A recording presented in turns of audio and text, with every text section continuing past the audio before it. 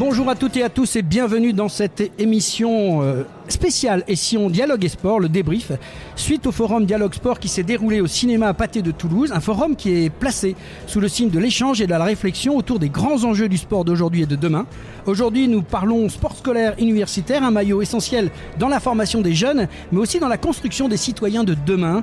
Et j'ai le plaisir d'accueillir Dominique Faure, qui est une ancienne sportive de haut niveau, mais aussi ancienne ministre et aujourd'hui maire de Saint-Orens de Gameville, une commune qui a fait du sport une véritable priorité. Bonjour Dominique. Bonjour. Merci en tout cas d'avoir pris quelques temps pour ce petit débrief après ce que vous avez pu voir en scène tout à l'heure.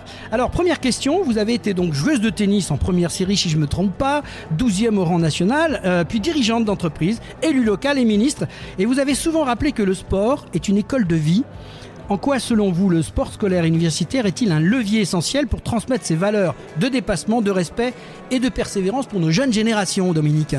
Que de belles valeurs, des valeurs clés pour la performance évidemment.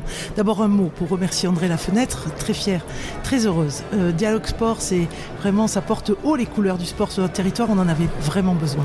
Alors les rythmes scolaires et le sport à l'école et à l'université, c'est tout un sujet parce qu'aujourd'hui, est-ce l'État et est-ce aux professeurs des écoles de mettre beaucoup plus de sport ? Est-ce à nous, les maires, qui gérons le temps périscolaire, de mettre le sport au cœur de nos priorités, le matin tôt, entre midi et 2, le soir de 4h à 6h30.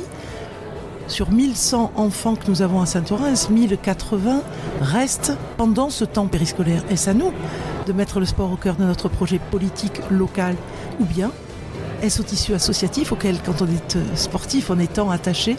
Donc on a ce modèle allemand qui, moi, me parle beaucoup et qui vise à mettre les cours le matin, le sport l'après-midi, mais aussi les activités artistiques l'après-midi. Donc moi, c'est un modèle qui me plaît beaucoup et je pense très sincèrement que maths, toutes les matières scientifiques, le français, toutes les matières littéraires, mais aussi le sport est un vecteur d'épanouissement pour l'enfant, un vecteur d'intégration sociale, un vecteur de santé, lutte contre l'obésité. Donc oui, je suis vraiment intimement convaincue que le sport doit avoir une part beaucoup plus belle dans nos rythmes scolaires. Il faut, je pense, repenser peut-être le système tel qu'il est fait aujourd'hui, parce qu'effectivement, on le sait, médicalement, à 14h, on est moins péchu, pour parler dans le terme sportif. Nos enfants, c'est un peu le moment où c'est un peu la vague, et leur mettre des cours de mathématiques à ce moment-là, j'ai envie de dire, c'est en tant que papa, je me dis souvent, mais c'est compliqué. Et même nous-mêmes, quand on est au travail, on a ce petit break à 14h. Est-ce qu'effectivement, le sport serait pas le moment intelligent ou la culture de leur donner ? C'est peut-être une question de bon sens, j'ai envie de vous demander. Vous qui avez justement eu des responsabilités, je vous titille un peu, mais est-ce que c'est pas un boulot qui pourrait être lancé de là-haut quand même ? Mais je suis 100% d'accord avec vous. Vous dites c'est le moment de faire du sport, mais moi j'ai envie de vraiment porter le sport au même niveau que les matières scientifiques, que les matières littéraires. Et quand je vous dis que c'est des vecteurs d'épanouissement, un enfant qui ne sait pas courir, il peut pas être bien. Et ça s'apprend.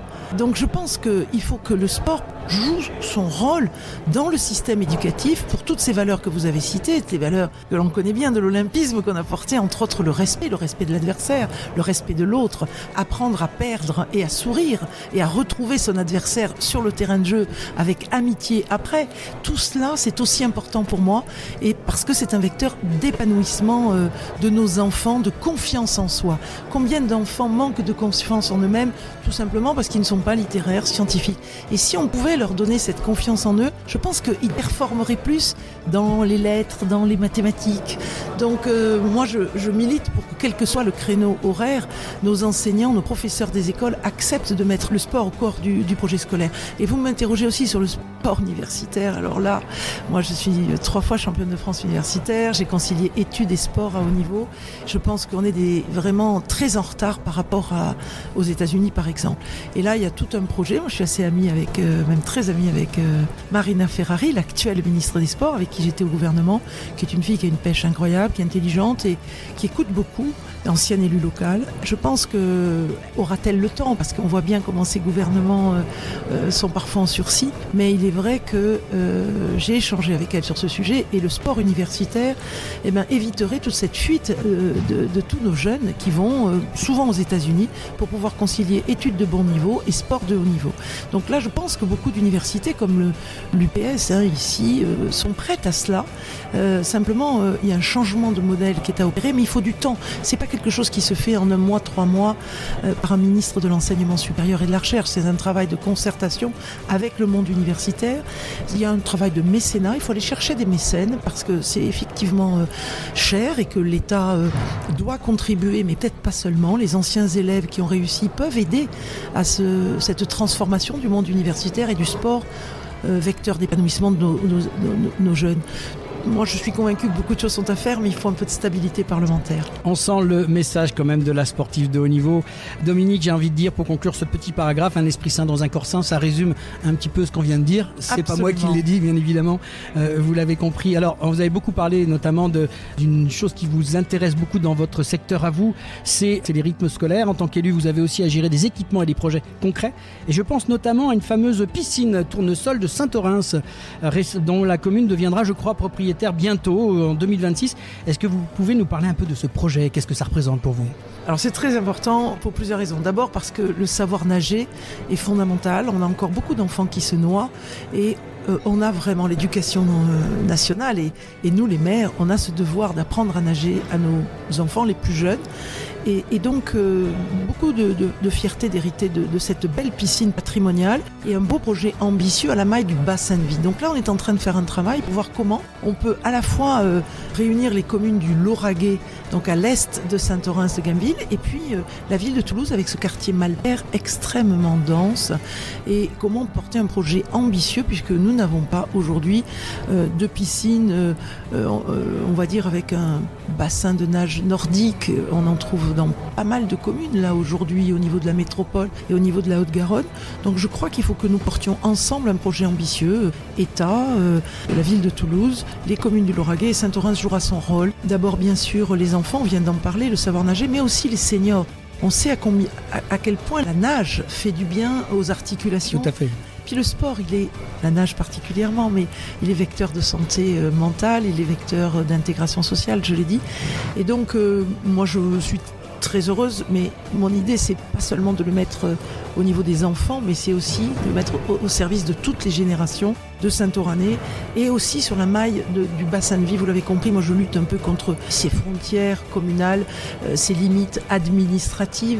À Saint-Orens, on vient nager quand on habite aux Ziels, quand on habite Caraman, on aimerait bien venir nager à Et là, concrètement, le projet, il est bien avancé, la signature, tout ça se passe comment ? Alors, le fait que nous soyons propriétaires, ça se passera courant janvier. D'accord. Donc là, c'est une information, d'accord. Avec le Sicoval, la convention est en cours et il n'y a pas d'obstacle. Puis c'est la préfecture qui nous le demande, que cette cession ait lieu. Par contre, le projet, et c'est un projet à 3 ans, donc vous savez, il y a des élections municipales avant. Donc oui, nous portons ce projet, nous travaillons sur ce projet, faire en sorte qu'il soit réalité à horizon de 2028, puisqu'il faut bien 6 mois d'ingénierie en investissement pour voir qui va porter l'investissement, comment on va arriver à fédérer la petite dizaine de millions d'euros qu'il faut pour porter un centre ambitieux en matière de natation. Et on est quand même un peu à l'aveugle quant aux subventions dont on pourra bénéficier, que ce soit de l'État ou de la région sur un ouvrage sportif. Et donc tout ce travail d'ingénierie technique et financière est en train d'être fait pour pouvoir porter un projet crédible sur lequel on pourra s'atteler si on est réélu dès le printemps 2026 pour une réalisation 2028. Donc en fait, il faut que tout le monde se jette à l'eau. Yes, voilà. Absolument. Vous avez beaucoup œuvré aussi, notamment à travers la Maison des activités multidisciplinaires, ce qu'on appelle, je crois, la MAM, inaugurée donc en 2018 pour renforcer la place du sport à Saint-Orens et dans la métropole. En quoi cet équipement illustre-t-il, selon vous, le lien entre le sport scolaire, haut niveau et rayonnement du territoire ? Alors on a un ouvrage qui est porté par Saint-Orens, financé par Saint-Orens. Certes, on a été aidé par évidemment la métropole, le conseil départemental et la région et l'État. Donc c'est un très bel ouvrage pour une commune de 14 000 habitants. Et comme vous le disiez en introduction, moi j'ai une grande partie de mes élus qui sont des anciens judokas, karatékas, rugbyman, tennisman. Avec la nuit des sports, non, il n'y a pas une... Oui, la nuit des arts martiaux. On en a parlé dans l'émission, donc c'est pour ça que je relève. Le 15 novembre, nuit des arts martiaux, on fait découvrir pas moins de 18 disciplines dans le domaine des arts martiaux. Très beau dans spectacle. Cette MAM, qui est un très bel ouvrage où on peut accueillir jusqu'à 600 personnes. Donc, l'attractivité d'une commune, pour moi et pour nous, équipe sportive à Saint-Orens, eh bien, cette attractivité, elle doit beaucoup à sa capacité à développer des infrastructures sportives. Parce que, comme je vous le disais, moi je suis vraiment pas pour mettre des barbelés autour de Saint-Orens. Moi je suis très content d'accueillir des Toulousains et d'accueillir des habitants des petites communes de l'Est de Saint-Orens. Donc cet ouvrage, il est à destination de pas moins de 7 associations saint-oranaises qui accueillent entre 30 et 50% de leurs membres hors Saint-Orens. Donc on a là un lieu d'attractivité.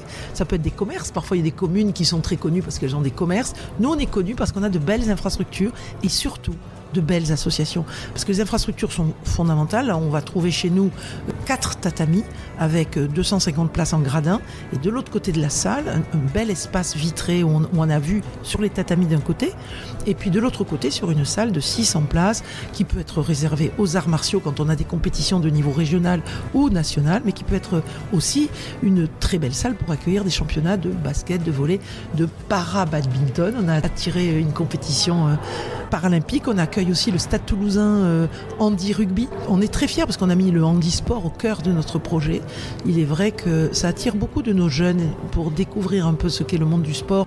Ils ont été un peu éveillés par nos Jeux paralympiques et nous on poursuit un petit peu cette éducation de nos jeunes sur l'handicap auquel sont confrontés un certain nombre de personnes qui ne les empêchent pas d'être heureux au travers du sport. Merci beaucoup, c'était Dominique Faure, ancienne ministre, mais aussi, et je le note, ancienne sportive, et votre langage le prouve, et maire de Saint-Orens-de-Gameville.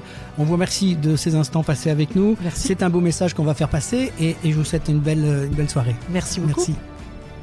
Merci d'avoir pris le temps de ce débrief avec nous et merci pour votre engagement au quotidien. On retient votre engagement fort et en faveur du sport éducatif, de l'apprentissage, du savoir nager et de ces infrastructures qui permettent au sport de vivre au quotidien. Merci de nous avoir suivis dans Et si on dialoguait sport, le débrief, une édition spéciale proposée en partenariat avec le forum Dialogue Sport, à retrouver sur Et si on parlait de sport, sur nos réseaux sociaux et la plateforme podcast habituelle. À très vite pour un nouveau débrief. À bientôt.